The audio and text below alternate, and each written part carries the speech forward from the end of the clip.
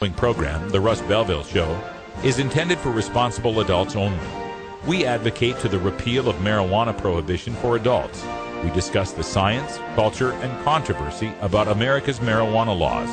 We do not advocate any illegal activity and encourage all listeners to learn their state and federal marijuana laws.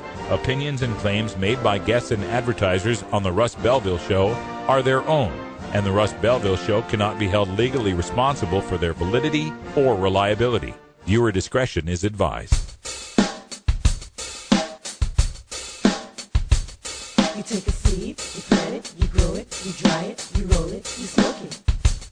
You take a seed, you plant it, you grow it, you dry it, you roll it, you smoke it, and it goes down smooth. Hey! Confident to bring you the truth about cannabis and marijuana law reform. I smoke pot and I like it a lot. From the promise of legalization. And I think that we think it can criminalize our marijuana laws. To the agony of prohibition. One major responsibility is to encourage people to use less drugs. The Russ Belville Show, the voice of the marijuana nation. Yeah, I hear you had a question for me. Now, here's your host, Radical Russ Belville. We love it. All right, good day, tokers and tokettes, and welcome. It is Tuesday, December 4th, 2012, and it's got to be 420 somewhere in the world. Welcome to the show. We're so glad you could join us here, and you can also join us online at radicalruss.com. Get yourself into our chat room. Just type /login and create yourself an account today. Build this community and share all of this information. This is how we're going to win. This is how we're going to end prohibition. So glad you could be here today. We got all sorts of great stuff coming up on the show. Before we get too far into it, let's introduce the co-host. Sitting over here to my right, we've got Brian the Red. Hi, Brian. Hey there, Russ. How are we doing today? I'm doing just fine. And what's new in your world? Oh, not much. Just got a call from Brave Michaela's dad saying a couple of their friends want some T-shirts, so we'll make sure we get them hooked up. All right. Awesome. And if you remember Brave Michaela, of course, the 7-year-old medical marijuana patient here in Portland, Oregon, who's treating chemo with cannabis. And you can learn more about that by visiting our blog at radicalruss.com. We've got an interview with her parents before they were gotten on Anderson Cooper, Dr. Phil, Dr. Oz. We had them here first. So check out the archive at radicalruss.com. You can learn more about the situation.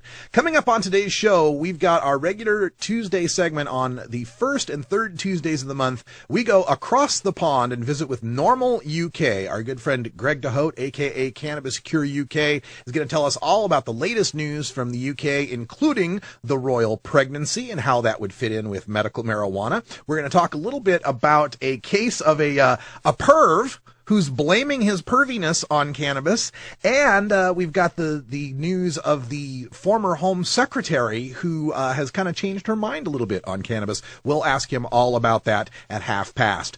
For our Radical Rant today, the newest issue of High Times Magazine is out, and my article is in it. This is the February 2013 article. So we're going to talk about that. It's called Beware of the Border. I'll tell you all about why the U.S. Border Patrol are the federal drug cops, and some follow-up information from truthout.org. Before we get to all of that, of course, at 420, we've got our, at 20 after, it might not be 420 for you, but at 20 after, we got our Daily Toker Tunes, new auto-tune from Melody Sheep for today.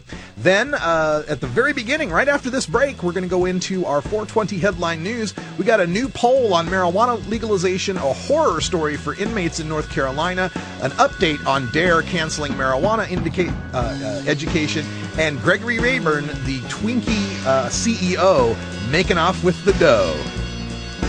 We'll be right back after these messages from our 420 friendly sponsors. Support these advertisers because their ad money goes straight to the Russ Belville Show. You're tuned into the Russ Belville Show, the voice of the marijuana nation.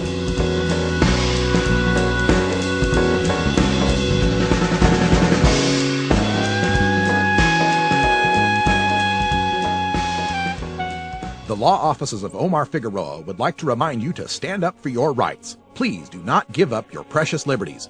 There's nothing wrong with standing up for our constitutional rights, and in fact, it's the only way to honor the Constitution that recognizes our natural rights. Treat law enforcement with respect and respect the Constitution by standing up for your rights.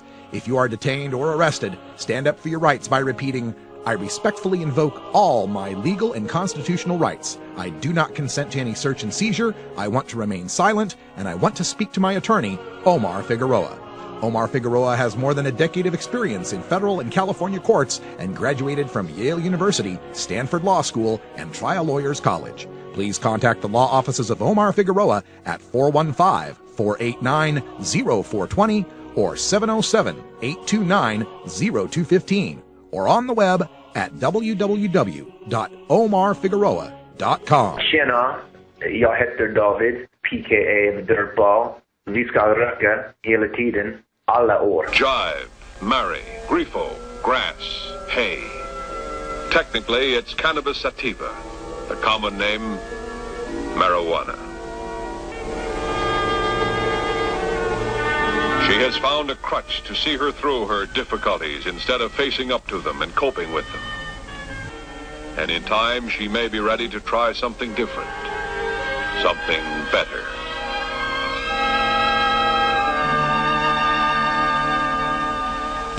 Gateway theory doesn't work. It's a reality.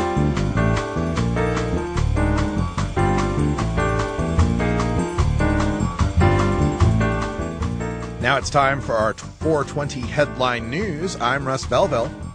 The newest poll shows record high support for ending marijuana prohibition. This from theweedblog.com. According to a national poll conducted by Public Policy Polling from November 30th to December 2nd, a record high 58% of American voters said they think marijuana should be made legal, compared to only 39% who do not. In addition, 50% of respondents said they think marijuana will become legal under federal law within the next 10 years. A strong plurality, 47% of respondents, said they think President Obama should allow Colorado and Washington to implement the ballot measures approved by voters last month to regulate and tax marijuana like alcohol. Just 33% said they approve of President Obama using federal resources to prevent them from going into effect. In October 2011, Gallup found, for the first time, a majority, 50% of Americans, supported making marijuana legal. Election results and pre-election polls in Colorado suggest Public Policy Polling's automated telephone survey might be a more accurate gauge of support for marijuana legalization, perhaps due to a hesitancy of voters to express their pro-marijuana sentiments to live operators, such as those utilized by Gallup.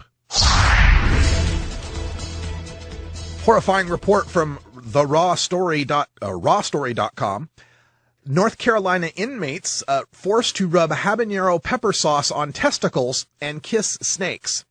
The North Carolina Department of Public Safety has asked the State Bureau of Investigation to open up an investigation after 6 inmates claimed that guards forced them to burn their genitals with hot pepper sauce, perform simulated sex acts, and kiss snakes. North Carolina Department of Public Safety spokesperson Pamela Walker told the Associated Press on Monday that one Sampson Correctional Institution staff member went on leave and another was reassigned after inmates sent a letter to the U.S. District Court in Greensboro alleging civil rights violations. These 6 inmates claimed that they had been forced to entertain correctional staff by pretending to have sex with each other while nude and performing other humiliating acts. Quote, the inmates also reported being forced to gulp a super hot, exotic hot sauce purchased off the internet and slather it on their testicles, as well as being forced to grab and kiss wild snakes while working on a road crew and throwing captured bunnies into oncoming traffic, end quote, the Associated Press reported. Inmates who cooperated said they were rewarded with better work assignments, food, alcohol, and tobacco. Both alcohol and tobacco products are prohibited in North Carolina prisons. DARE, America's most famous anti-drug program, will no longer talk to children about marijuana, according to Hit and Run blog at Reason.com. However, according to a release from DARE, quote, recent press reports regarding the DARE Keeping It Real elementary curriculum not addressing marijuana are incorrect. The subject of marijuana is attended to in the new DARE Keeping It Real elementary curriculum. The topic, however, is addressed only after it has been established to be an age-appropriate topic for the individual concerned classroom. For the general population of 5th to 6th grade students, the topic of marijuana is not age appropriate. Most students in this age group have no basis of reference to the substance. Research has found that teaching children about drugs with which they have never heard of or have no real-life understanding may stimulate their interest or curiosity about the substance. Gregory Rayburn, Hostess's acting CEO, won't participate in a company-wide pay cut. This from HuffingtonPost.com. The acting CEO of Hostess Brands, the failed Twinkies maker, will not take part in a company-wide pay cut. Though he imposed an 8% pay cut for all Hostess workers, Gregory Rayburn's monthly $125,000 pay, or $1.5 million a year, will remain unchanged, a company spokesman told the Huffington Post on Monday. The company's shutdown will cause about 18,000 people to lose their jobs. Rayburn was eligible for a bonus of between $375,000 and $1.125 million, but he decided to forego the money. Of course, the CEO of Hostess shutting down these operations over a strike by the bakery workers who had refused to take even more pay cuts and pension cuts.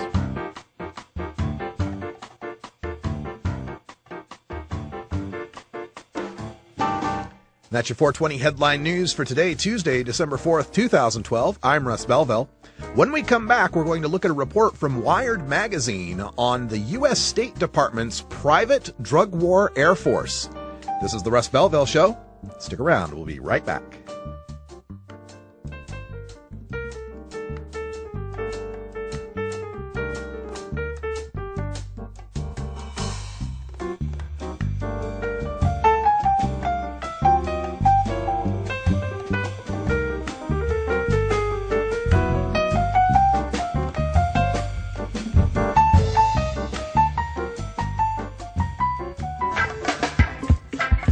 I'm Sub Cool from Team Green Avenger. At TGAgenetics.com, we are working on the leading edge of medical strains. Our strains are rigorously tested for THC, CBD, THCV, and other critical cannabinoids. Know your grow.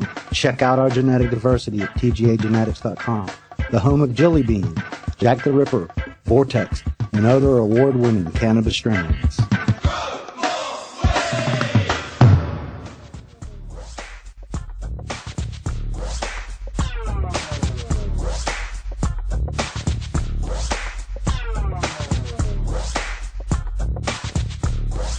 Cannabinoids and health. Cannabinoids. Cannabinoids. Cannabinoids. Why am I having trouble saying that? Cannabinoids. Jeez. Cannabinoids. What a gift.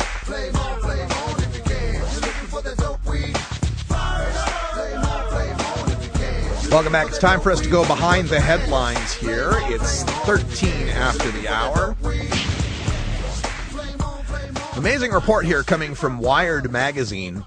The U.S. ready to offer mercenaries $10 billion for a drug war Air Force. Off of Wired.com. This is really amazing.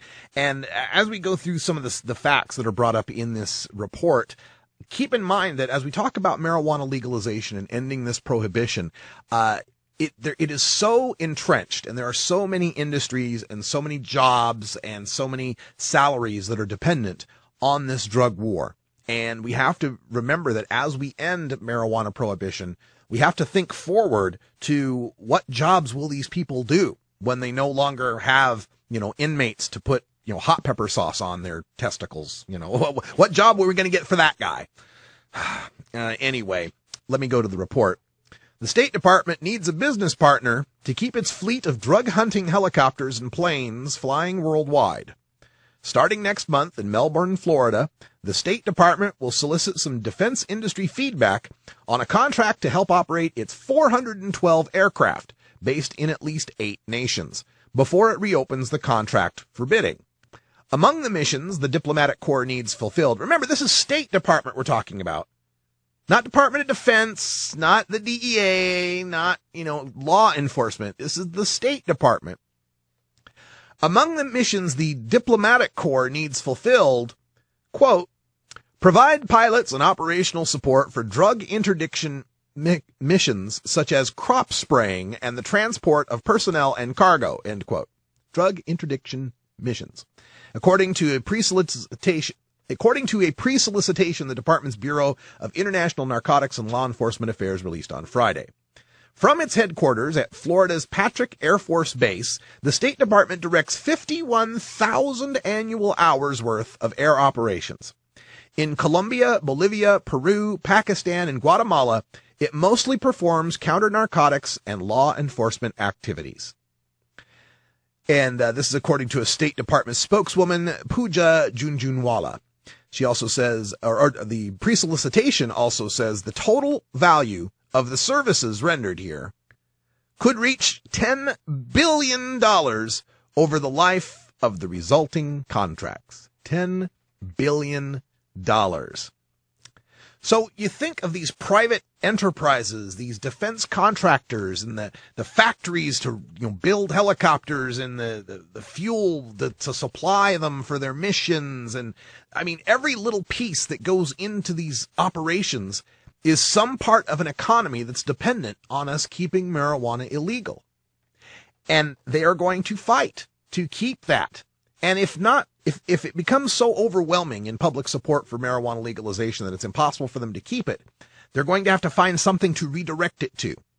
We got marijuana prohibition because Harry J. Anslinger, who had a gig as a prohibition bureaucrat, lost his gig. Once prohibition ended, there was nothing for Harry Anslinger and the federal prohibition cops to do. So they got kind of transitioned into being drug cops, into fighting the drug war, Federal Bureau of Narcotics, and so forth. So what's going to happen as we eliminate marijuana prohibition, which provides the bulk of their operations, that provides the bulk of what they're going after, and you'll hear some more statistics about this in the Radical Rant coming up a little bit later, about how much this is a part of their operations. What are they going to shift that to? Where is that going to go? Got to start thinking about that. Of State Department's 412 aircraft, again, this from Wired.com, some 120 of them perform drug interdiction and transport of personnel.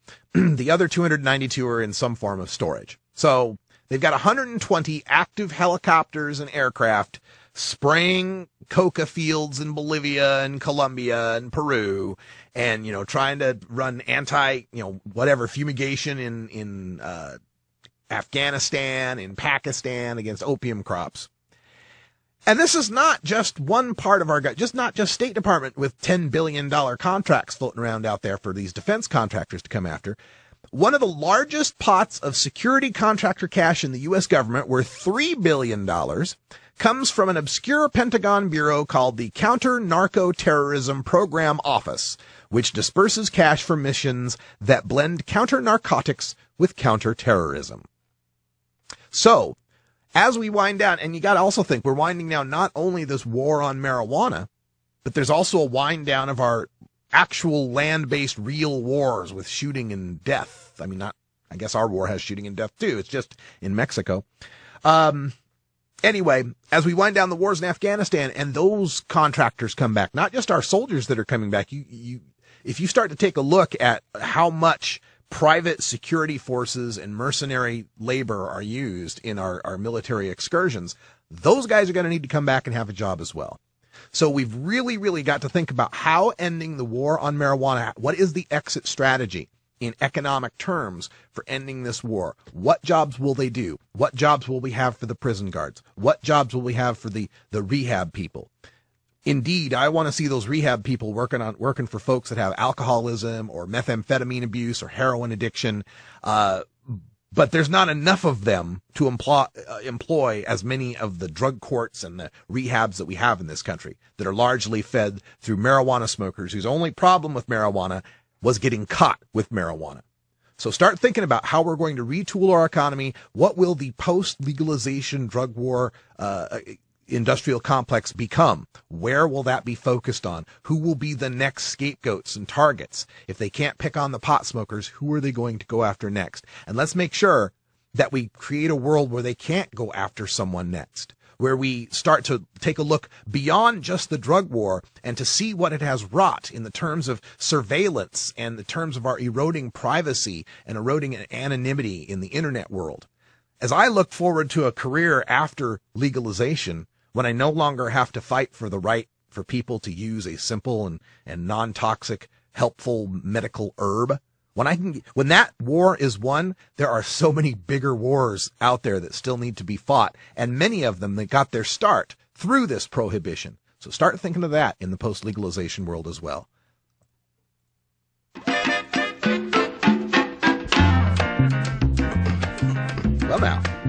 Well now. It's break time already. Oh, well done.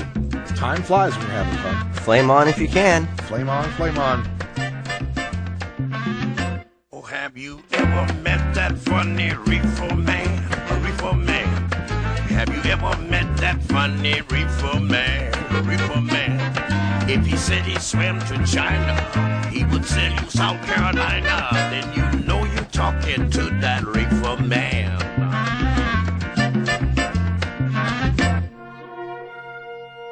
Hi, this is Dan Michaels. If you're looking for professional voice talent for your commercial or podcast, I'm your man. Visit danmichaelsaudio.com for more information. The Russ Belville Show. I'm not very good at singing songs, but here's a try.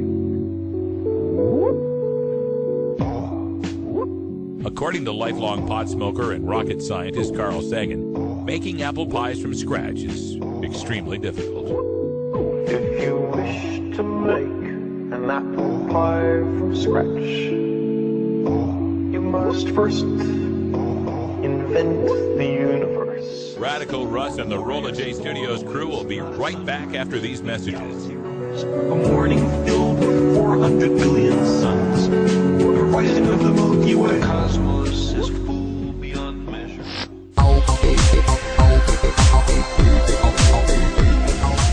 Everyone knows music and marijuana go together, so let's wind up our 20 after break with the Russ Belville Show's Daily Toker Tunes, the best in pod-safe 420 music from around the web. Today is Electric Tuesday, featuring the latest in electronic dance music and other cutting-edge genres. You can get downloads and more information about all our Daily Toker Tunes by visiting music.radicalruss.com. Now, sit back and enjoy your Daily Toker Tunes. All right, it's Electric Tuesday, and we're going to have some interesting Electric Tuesdays this month. This one, I'm going to start with another Melody Sheep auto-tune remix, and I know some of you don't like the Melody Sheep auto-tune remixes, but I have to have something on Tuesdays. If you've got other electronic music you'd like to hear, or dance music you'd like to hear, even pop music you'd like to hear for Electric Tuesday, feel free to send it to me. Russ@radicalruss.com is the email address. But since this is the holiday season, next Tuesday and the following Tuesday, we're going to have 4 Tuesdays in a row. And, of course, Christmas is on a Tuesday, although I won't be doing a show on Christmas Day or Christmas Eve, so forget about that. But next Tuesday is the 13th, the 11th, excuse me, and the Tuesday after that's the 18th. So the next 2 Tuesdays are going to be holiday-themed Electric Tuesdays. And so we'll have some holiday-ish music for you.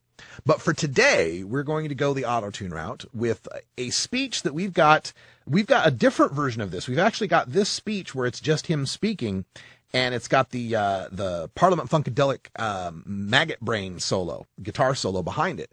It's called Let Us All Unite. And this is the speech from the movie The Great Dictator, the anti-fascism speech that many of us heard before. But this is Melody Sheep's take on it, kind of remixed and auto-tuned. So let's check it out. I'm sorry, but I don't want to be an emperor. That's not my business. I don't want to rule or conquer anyone. I should like to help everyone if possible. Jew, Gentile, black man, white. We all want to help one another. Human beings are like that. In this world there's room for everyone, and the good earth is rich and can provide for everyone. The way of life can be free and beautiful, but we have lost the way. Greed has poisoned men's souls, has barricaded the world with hate. We think too much and feel too little. We think too much and feel too little. More than machinery, we need humanity. More than cleverness, we need kindness. Without these qualities, life will be violent. And all will be lost. Do not despair. The hate of men will pass, and dictators die. Dictators die. And the power power they took from the people will return to the people, will return to the people. Let us all unite. Let us fight for a new world, to do away with greed. Now let us fight to free the world, to fulfill that promise. Let us all unite. Soldiers, don't give yourselves to brutes, men who despise you, enslave you, tell you what to do, what to think, and what to feel, who drill you, diet you, treat you like cattle. Don't give yourselves to these unnatural men, machine men with machine minds and machine hearts. You are not machines, you are men. You, the people, have the power to make this life free and beautiful. Let us use that power to make this life a wonderful adventure. Let us all unite. Let us fight for a new world, to do away with greed. Now let us fight to free the world, to fulfill that promise. Let us all unite. Let us fight for a new world, to do away with greed. A world where science and progress will lead to all men's happiness. Do not despair, the hate of men will pass, and dictators die. And the power they took from the people will return to the people, will return to the people. Let us all unite!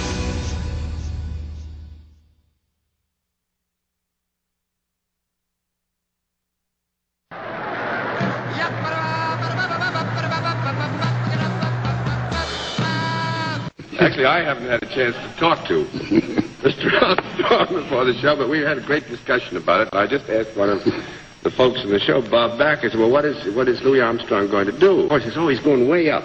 Way up. Is that the highest you could get? Well, I don't know. Well, why don't you let me say thank you? I'm only sorry you weren't going to be here with us longer. I wish you could have gotten higher, but why don't you go over and say hello to the folks? Well, I'll get higher next time. Ain't no rap about that old empty rap about. Now the never go my way. And that's the never go my way. Now they don't know my way.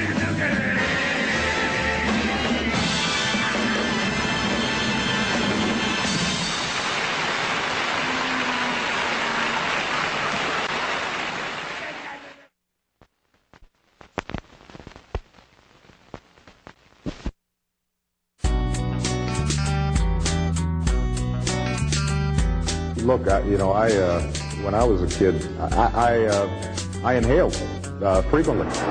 That was the point. Remember, Mr. President, you once were just one bust away from being Barry the drug criminal. Life ain't a box of chocolates gum. That's why people smoke weed and take bumps and drink way too damn much and get drunk and do it all over again first of the month.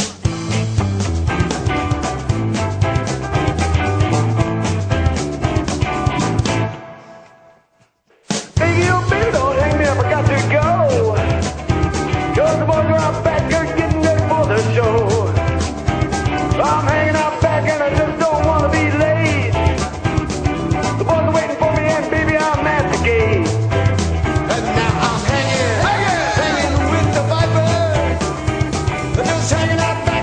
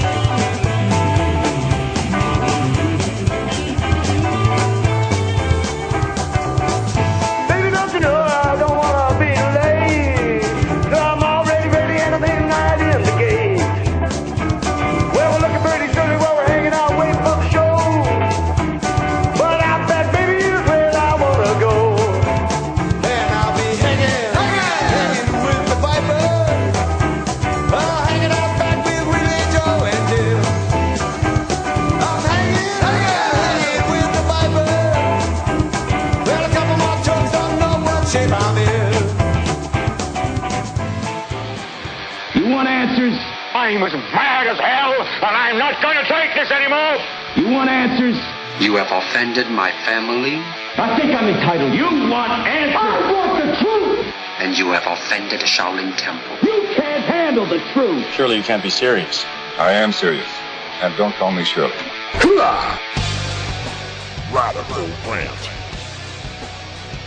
The latest issue of High Times magazine is available for subscribers. The February 2013 issue coming out, and if you turn to page 19 in the High Witness News, you'll find my latest article, Beware of the Border. And there you go, Beware of the Border. Nice little picture that they included there with the border. And I just wanted to talk a little bit and give you a special free preview reading of the article, since you're all live fans. So here it is.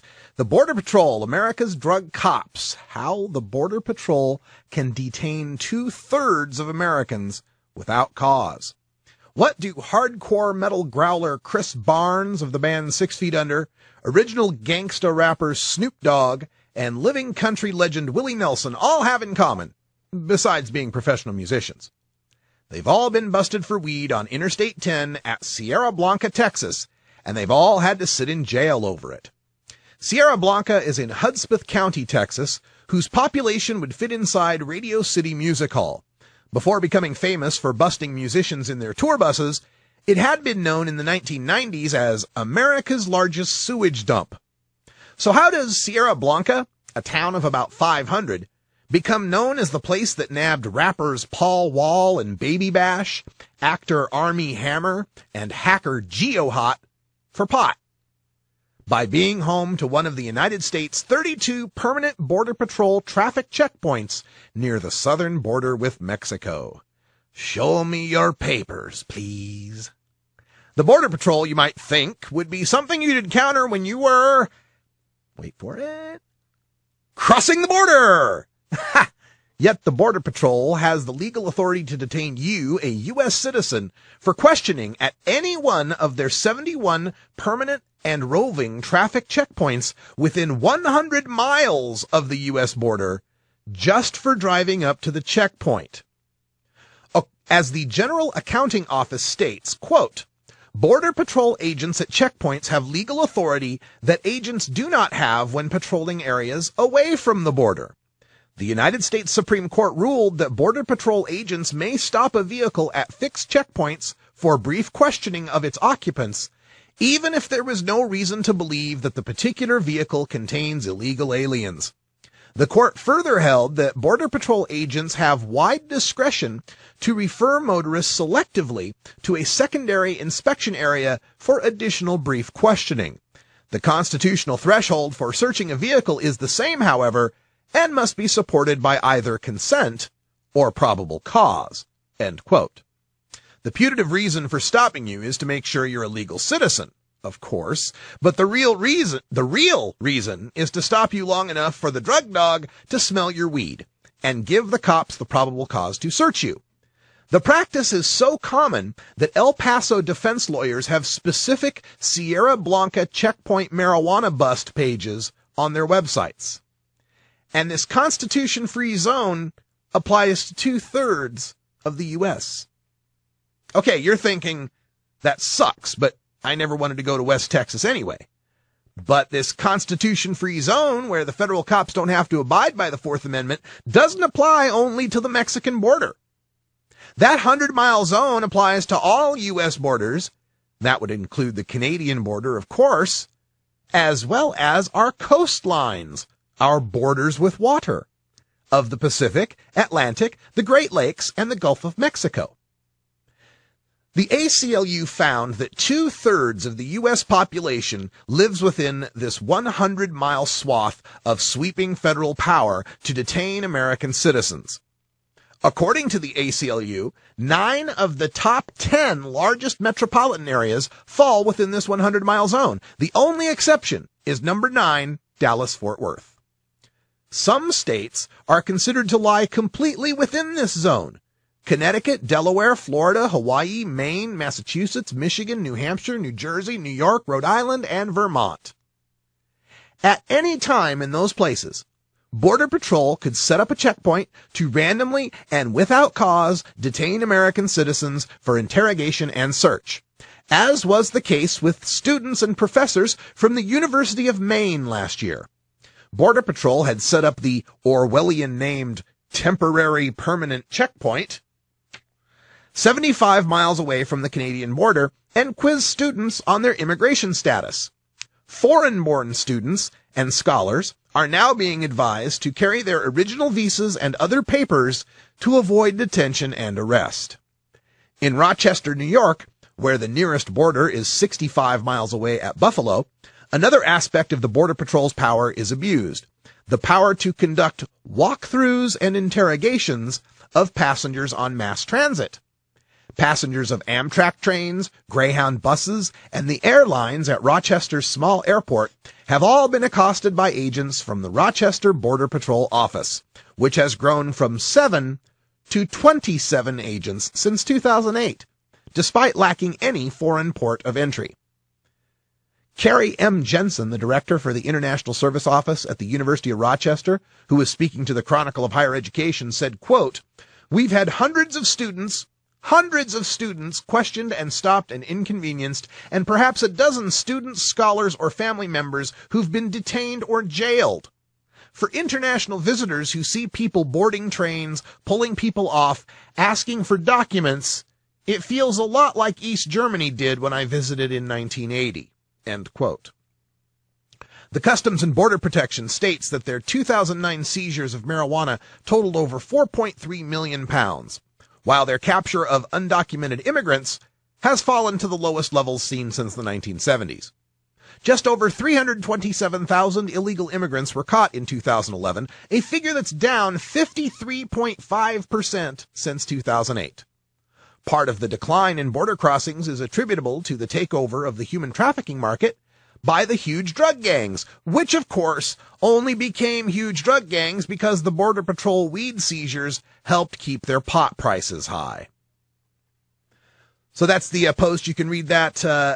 Premium members of the Russ Belville Show, VIP members, you can log on to RadicalRuss.com, and I've got that article posted in its entirety at RadicalRuss.com. For those of you who want to get it in print form, get the February 2013 issue of High Times Magazine, the Hydro Report issue. Check that out if you want a copy. Also in this edition, you'll want it because right there next to the Pot 40 is our own Big Daddy Fink, Timmy Harris, his winning entry for the High Times Medical Cannabis Cup poster.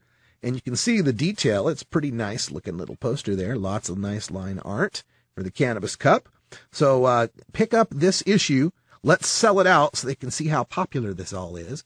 And congratulations to Big Daddy Fink there for making that. Now, to continue on this subject of the Border Patrol and the federalization, that's kind of the theme of today's show, because we had that report on the State Department and their use of federal contracts and trying to build their own drug war Air Force. There's another story out there that caught my eye about this as well, from truthout.org, and it also goes along with this Border Patrol rant that I just went on, and this is pretty amazing. This from truthout.org.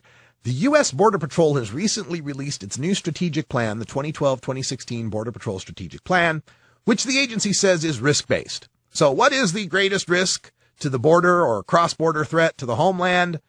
Measured in numbers, that would be marijuana. Enforcing drug control laws appears to have become the principal focus of the border security buildup. Drug seizures along the U.S.-Mexico border have soared as the drug wars rage south of the border and as the federal government has channeled billions in new federal dollars for drug law enforcement by Border Patrol, U.S. Immigration and Naturalization Service, and the FBI and local police. The most effective Border Patrol checkpoints are not the ones stopping northbound traffic from Mexico, but rather the checkpoints on the east-west highways that catch thousands of unsuspecting citizen drivers.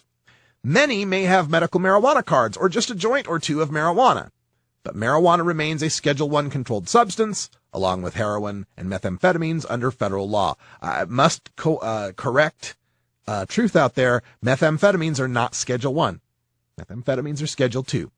Methamphetamines are considered as dangerous as Schedule I drugs, but they have a medical purpose. So there's your difference. Truthout continues, with the exception of 2 years, 2008 and 2010, every year since 2001, when the current border security buildup began, the Border Patrol has reported record-breaking marijuana seizures. Before the U.S. government declared that it would secure the border with new border security strategies and spending, the Border Patrol in fiscal year 2001 seized roughly 1.1 million pounds of marijuana. Last year, the Border Patrol reported hauling in more than 2.5 million pounds of cannabis, an increase of more than 125% since the post-9/11 commitment to border security. The Border Patrol reported 16,355 seizures along the southwestern border in fiscal year 2011, 15,252 being marijuana seizures. I'll say that again. Out of over 16,000 seizures of drugs, 15,000 were for marijuana. Overall, marijuana accounts for being more than 93% of drug seizures along the U.S.-Mexico border. Last year, the Border Patrol seized a record quantity of marijuana, the 2.5 million pounds we mentioned earlier. That compares with 2 pounds of ecstasy, 385 pounds of heroin, 8,700 pounds of cocaine, and 1,800 pounds of meth. Got that? 2.5 million pounds of marijuana, 8.7 thousand pounds of cocaine is the next biggest seizure that you got in that list.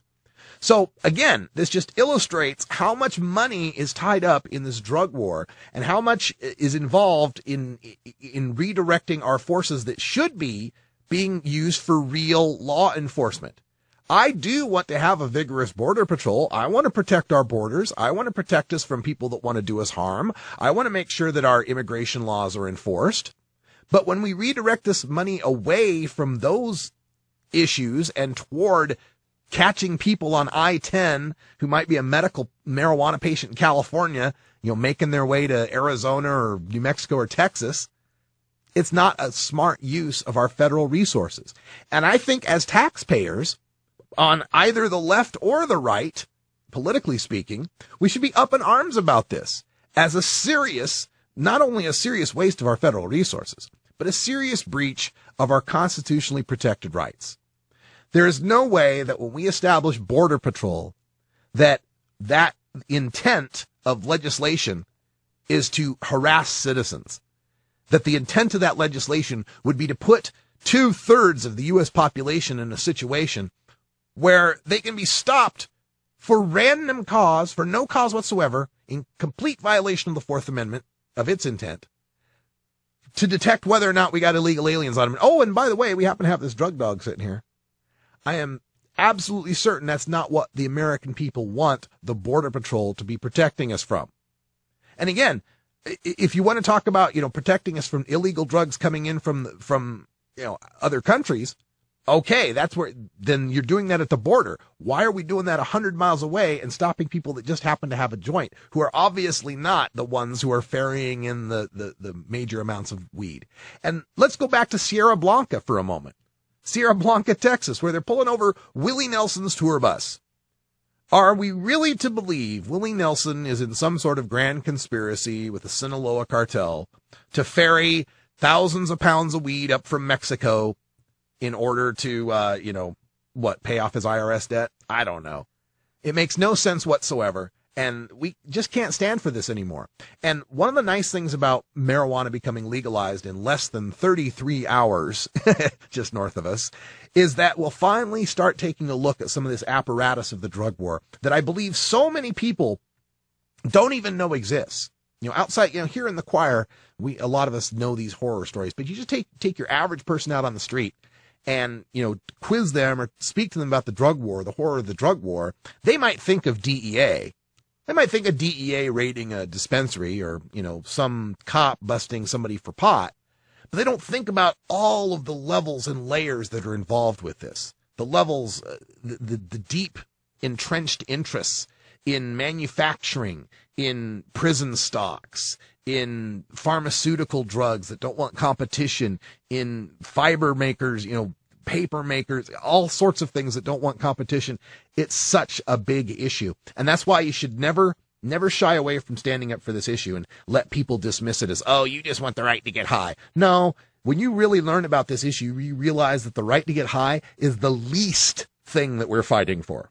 That's like the cherry on top of the sundae of civil rights, liberty, justice, the whole Sunday. We'll go on and talk about that. Unfortunately, I've been waiting for Greg from the UK to get on the line, and it does not look like he's on the Skype. So we will see if we can reach out to him. In the meantime, we'll take a break, try to get that all set up. And when we come back, with Greg or not, we'll have some news from the UK. What's going on with their crazy skunk reefer madness out there? Stick around. It's the Russ Belville Show. We love each and every one of you. And remember, no live show tomorrow. We will be live at 11:30 p.m. tomorrow night from Seattle Center, where they're going to be having a big smoke-in for the start of legalization. Tune in tomorrow night. We'll be right back after these messages from our 420 friendly sponsors. Support these advertisers because their ad money goes straight to the Russ Belville Show.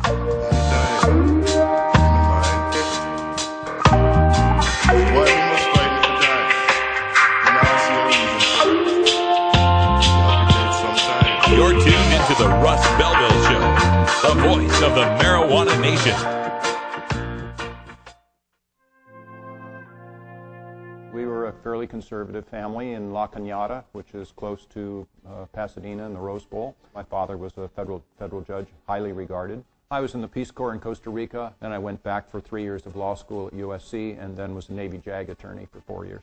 Then I was appointed to the bench. I had the guidance of my father. I'd been a trial attorney for quite a while, and that really felt like the right thing. It became immediately apparent to me when I was a judge, watching what was going on in my own courtroom, that we were churning low-level drug offenders through the system for no good purpose. There are mandatory minimum sentences, and there have been times in which I've known of judges, federal, state, are literally in tears because they know that this sentence is inappropriate. And so they would apologize to people, but as they're sending them to prison for 10 years, they know full well it really shouldn't even be a prison sentence, or maybe 1 or 2 years, but they have to follow the law. We, in the United States of America, contrary to virtually every country that I'm aware of, have focused on jails, focused on prisons. We lead the world in the incarceration of our people, both by sheer numbers as well as per capita.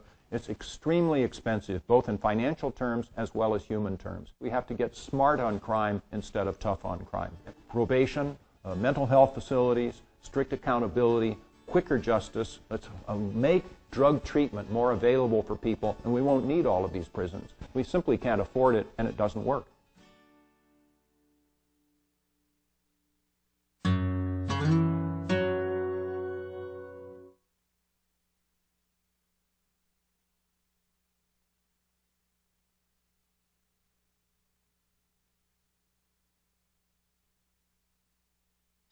Who would you rather your kids talk to about drugs?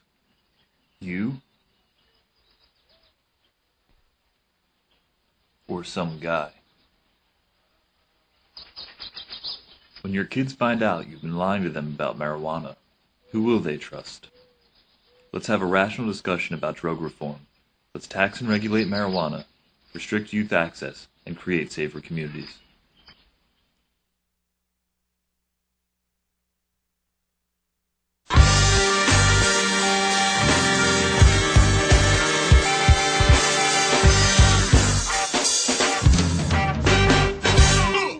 Activism begins with ACT. The Russ Belville Show features the stories of hardworking grassroots activists working for an end to prohibition in today's activist agenda.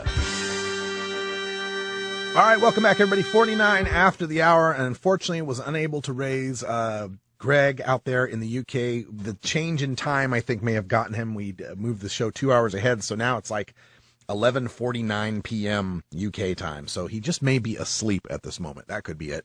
But I did want to get to some of the stories that I wanted to talk to Greg about. I'll just give you the news. I was going to get his reaction to it. In one story that we had brought up, it was just a parenthetical piece at the end of the story about how the former British Home Secretary, Jackie Smith, now regrets having lobbied and having passed the further criminalization of cannabis. In the UK, they have 3 classes of drugs. Like we have Schedule 1 through 5. They have Class A, B, and C. And Class A is the most restrictive. Class B is in the middle. And Class C is the least restrictive. And for a long time, cannabis had been in Class B. And then it was very kind of controversial when it happened. I think it was the early 2000s. It got rescheduled downwards to Class C. People recognized that it wasn't as harmful as the other drugs in B, the more dangerous drugs, and it should be put down in Class C. And they had seen, decent results from this as well.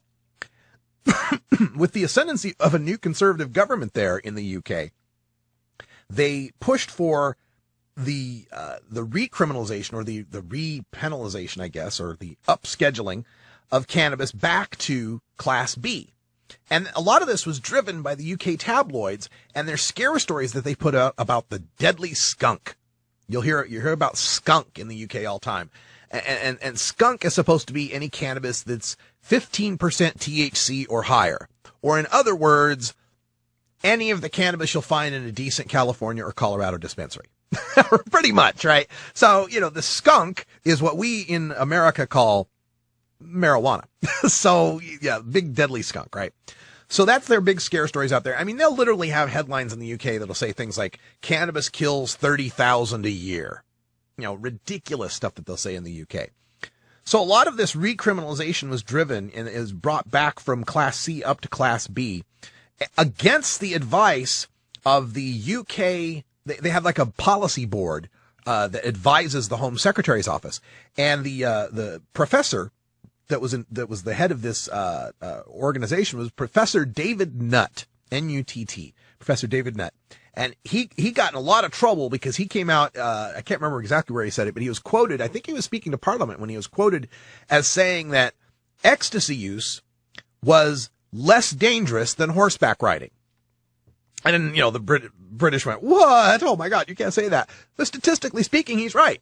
Fewer people and a lower rate of people that engage in the use of ecstasy have injuries or death compared to people who engage in horseback riding. There's more accidents and injuries and deaths from horseback riding. So it's not to say that ecstasy's safe. It's just to say that on the scale of things that can kill you, it's not as bad as horseback riding. Absolutely statistically and scientifically true. But politically, not correct at all. And so he lost his job. And the UK tabloids, as they are, they said, Professor Nutt, sacked. You can't resist a pun headline like that, I guess. So, anyway, he lost his job. I mean, and Jackie Smith, his Home Secretary, who's in charge of this, supported this recriminalization, bringing it back to Class B. Well, in a story that we told last week, in a very parenthetical part at the end, it mentioned how Jackie Smith now regrets having supported the upgrade to Class B. And she says, looking back at it, we could have kept it Class C and we could have solved this with more education and public service, work with the National Health Service and so on. So, yeah, it's always these people when they get out of office that come to their senses when it comes to the drug war. So, we'll talk to Greg about that in a couple weeks when he gets back. A couple of other stories. This is one that just broke today and yesterday, was the story of the royal pregnancy. There is a royal pregnancy with the Duchess of York, Prince William's wife, Kate, okay, has announced that she's pregnant. But another part of this is that she is suffering from hyperemesis gravidarium. Hyperemesis gravidarium, which is a pregnancy-induced vomiting syndrome. Emesis means to vomit. Hyperemesis means vomit a lot. And the gravidarium, I don't know what exactly that means, but it's bad, right? It's so bad that she has to be hospitalized. Now, this is coming from Raw Story. And it's not like morning sickness, right? People say, oh, morning sickness. No, this is worse than morning sickness. This is like vomiting to the point where you can get a hernia from over vomiting. You can get dehydrated. And, this is a real serious one. About 30% of women who get pregnant have some form of morning sickness, a little bit of, nausea and such, maybe throw up a little, but only about 1 in 200 pregnant women get this severe form of hyperemesis, this, continuous vomiting in need of hospitalization. So she's in the hospital for dehydration and getting treated with intravenous fluids because you can't keep fluids down when you're vomiting all the time. And they said a review published by the College Journal found that in severe cases, morning sickness can profoundly affect a woman's quality of life, causing feelings of depression, difficulties between partners, and concern for the health of the unborn child. Okay? And then at the end, they say there are several safe, effective medical options for dealing with it, including antihistamines, as well as, in relatively small doses, vitamin B6, the society said. So, all ready to jump right into the antihistamines and vitamin B6. If you really want a safe, effective medical option here that's really good for people that are vomiting all the time, how about a little medical cannabis, huh? How about slipping the Duchess a joint here, getting a vaporizer or something? Anything that might help. This is just so frustrating when you know how good this medicine is for what it does. My wife has a form of an emetic syndrome, right? Where every morning, not every morning, but every now and then, we'll just get vomity, just pukey, right? And there's nothing better than a hit to quell that, to take care of that. And so I feel for, as much as a person like me can feel for Prince William, I feel for him, in that, you feel kind of helpless when your wife is, sick like that. There's really nothing you can do. And knowing what I know, God, you just really wish that we were in a different kind of reality where she could make use of that treatment. Now, there's one other story out of the UK that this one's a good one. They're calling him tube pervert radio millionaire Stefan Glanzer lusted after female passengers. Okay. Now, got to translate for the American audience. Tube means subway. Okay, the London subway, right? And this guy was the tech investor and former chairman of Last.fm, and he pleaded guilty to one count of sexual assault, which was witnessed by police. Cops saw him do this. 2 similar incidents had also been reported. And what basically he was doing here is he's getting on the subway, and he would find, crowded subway, and he'd find girls that, a woman that he found attractive, and it's called fraternization. It's when you rub against people. Basically, he'd stand up against her bum and rub. Right? And so he got busted doing this. This guy's a multi-millionaire, billionaire kind of dude. Right. And so he's now, here's the thing. Here's where this story comes into our world.